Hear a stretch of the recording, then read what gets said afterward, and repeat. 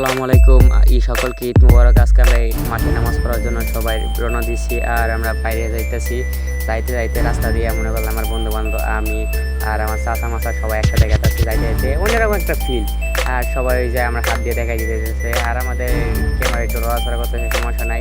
আর আমি এই যে ক্যামেরা ধরে রাখছি, এই যে আমার চাচা পিছনে আর আমার ওই যে বন্ধু একটা পিছনে। আর যাইতে যাইতে মনে করলেন সবাই একসাথে একটা অন্যরকম ফিল আইতেছে। যাইতে যাইতে মনে করলেন কলা গাছ আবি যাবি হইতেছিল আমার বন্ধু পিছনে।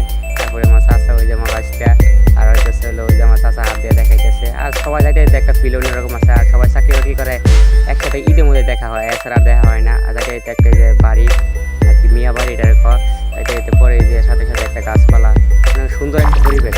যাইতে যাইতে দেখলাম একটা বাড়ির পাশে ফুল বাগানে। পরে হইতেছে হলো আমরা সবাই একে একে গেতেছি। যাইতে যাইতে জুম করে দেখলাম যে একটা কলা গাছ যাইতে যাইতে মনে করলাম পরে যে যাইতে যাইতে মসজিদের লেগে টিয়া তুলতেছে। পরে যে আমার চাচা গেতাছে, পরে হইতেছে যে একটা বিড়ি গেতাছে।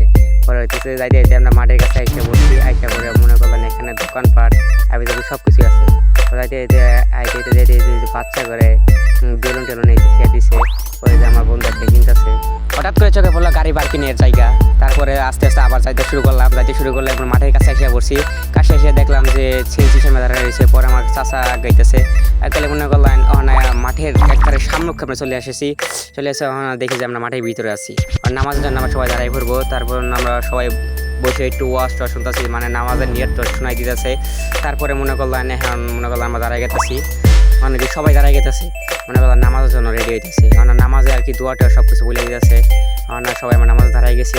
ইনশাআল্লাহ নামাজটা যত সুন্দর মতো করতে পারি, সবাই দোয়া করবেন। এখন আমাদের নামাজ আর কি শেষ। এখন আমরা বাড়ির দিকে রওনা দিতেছি। রাতে রাতে মনে করলাম বিশাল লোকের কোনো শেষ নাই। মনে করলাম এখানে আমি যে লোকের কথা বলছি তার চেয়ে আরো দেখা যাওয়া না, আর বেশি লোক, মানে সবার শেষ হতে হওয়া না, লোক মনে করলাম বেশি। বাড়ির দিকে এসে বসছি। এখন আমাদের আজকে এই ব্লগটা এই পর্যন্তই।